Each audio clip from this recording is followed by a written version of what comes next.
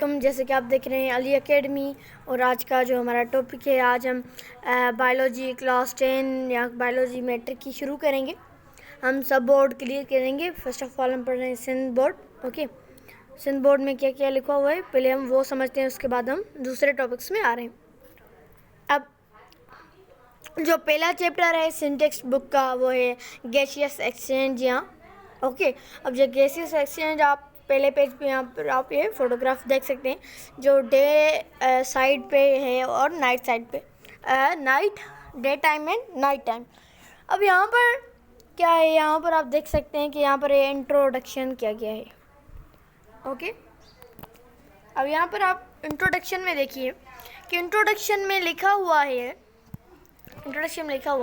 all living organisms must need to exchange oxygen and carbon dioxide gases। अब first of all आप सब जानते हैं कि हम सब जो भी ऑर्गेनिजम्स हैं वो रेस्पायर करते हैं, और हम सब जो भी इंसान हैं या कोई भी ऑर्गेनिजम्स हैं वो खाना बनाते हैं या कंज्यूम करते हैं।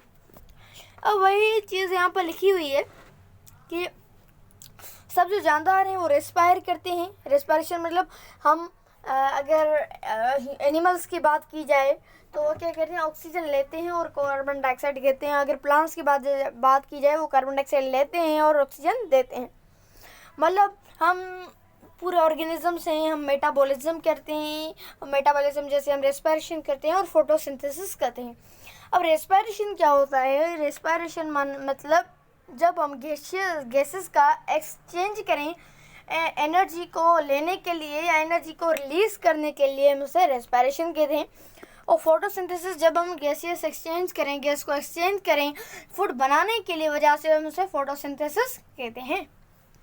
अब यहाँ पर हम मेनली सिर्फ गैसेस एक्सचेंज पढ़ेंगे। ओके, अब गैसेस एक्सचेंज होता क्या है?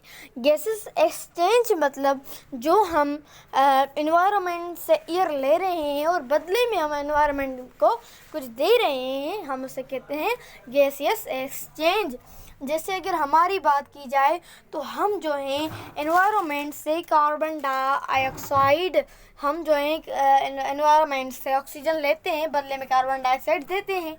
तो ये क्या है, गैसियस एक्सचेंज पर हम पढ़ रहे हैं प्लांट्स में। तो प्लांट्स जो हैं वो हमारी एनवायरनमेंट से कार्बन डाइऑक्साइड लेते हैं और ऑक्सीजन देते हैं।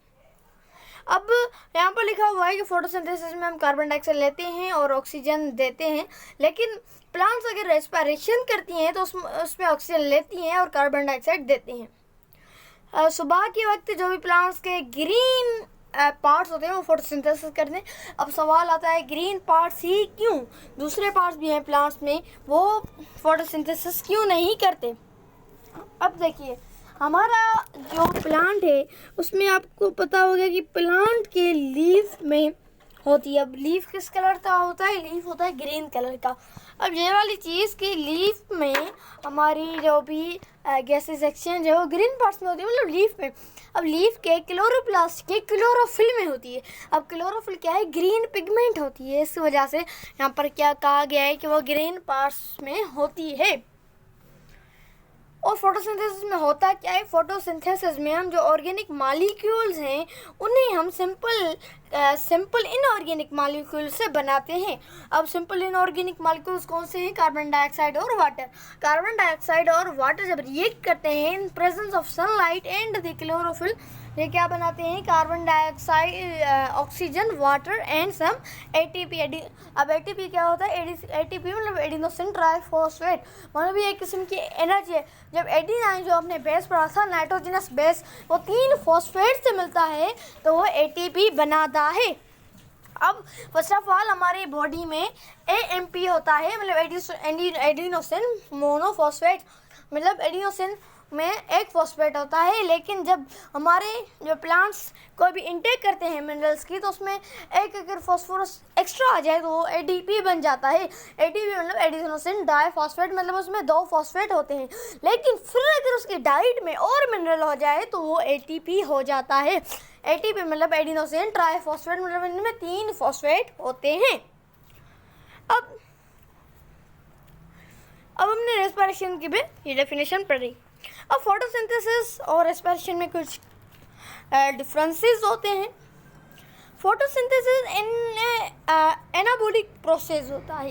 एनाबॉलिक प्रोसेसेस वो प्रोसेसेस होते हैं जिसमें कोई किस चीज़ को बनाया जाता है। अगर आप नोट्स बना रहे हैं तो आप ये लिख लें दी एनारोबिक प्रोसेस और the metabolic processes which include the formation और कंस्ट्रक्शन ऑफ द सब्सटेंसेस। अब ये मतलब हम कोई भी चीज़ बनाते हैं, अब बनाने के लिए हम कोई चीज़ लेते होंगे, मतलब कि कोई अगर हम चीज़ बना रहे हैं तो उसमें हीट का किरदार होता ही होता है। मतलब हम कुछ बनाते हैं तो हम हीट को अंडरटेक करते हैं। जैसे प्लांट्स हैं वो एनाबॉलिक प्रोसेस करती हैं, और वो कैसे करती हैं, जब वो सनलाइट से हीट को एब्जॉर्ब करती हैं। और वो प्रोसेसेस जिनमें हीट एब्जॉर्ब हो हम उन्हें एंडोथर्मिक कहते हैं। उसके बाद फोटोसिंथेसिस में जो है ग्लूकोज बनता है। ओके, ग्लूकोज किससे बनता है? इनऑर्गेनिक सब्सटेंसेस से बनता है, और इसमें सनलाइट की ज़रूरत होती है या लाइट एनर्जी की ज़रूरत होती है।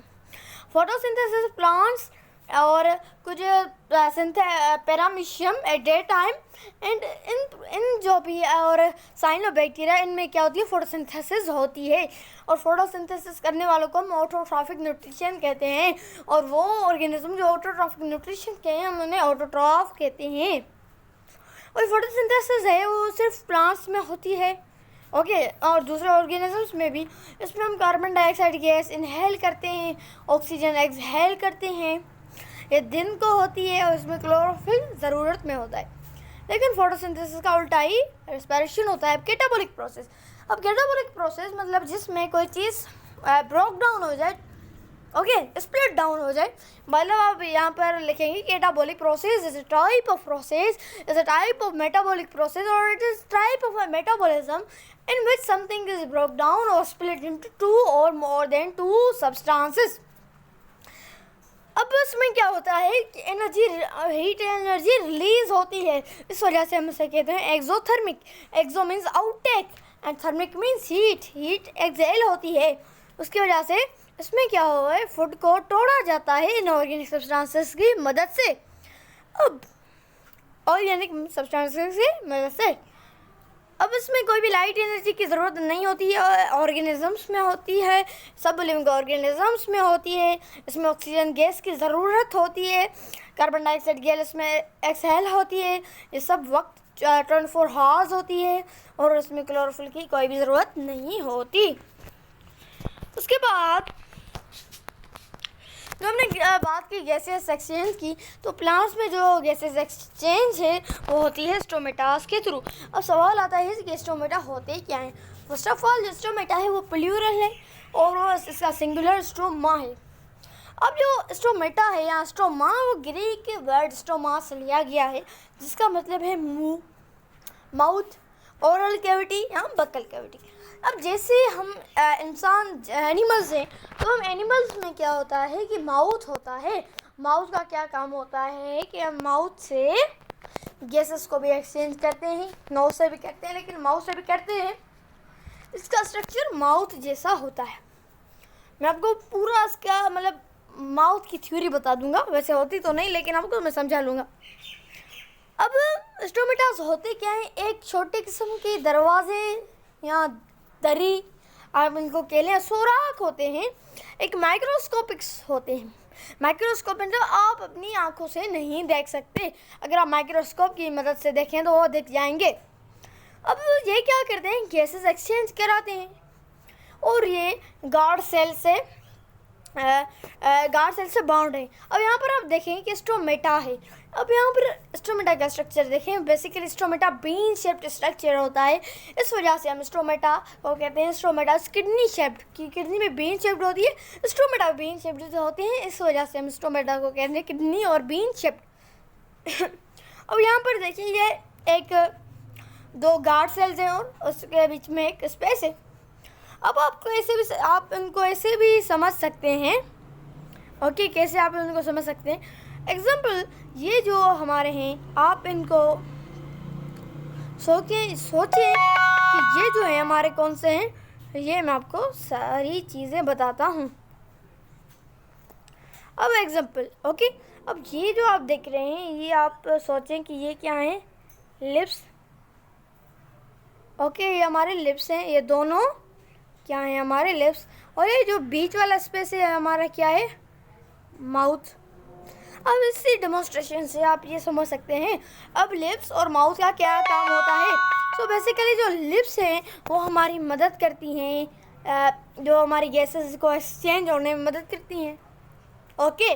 गैसेस एक्सचेंज में मदद करती हैं, मतलब हम उनसे जब ये खुलती हैं, ओके, जब ये ओपन होती हैं तो हम क्या करते हैं, अपना गैसेस एक्सचेंज कर लेते हैं, और जब बंद होती हैं तो हम नहीं करते। अब जो बेसिकली आज हम पढ़ेंगे, आज इसी टॉपिक से रिलेटेड है टर्गर प्रेशर, ओके, टर्जिडिटी। अब जो हमारे इंस्ट्रूमेंटास हैं वो टर्गर प्रेशर पे काम करते हैं। अगर सेल में वाटर ज़्यादा होगा तो ये क्या करेंगे, हमारी रेस्पायरेशन करेंगे, ओके।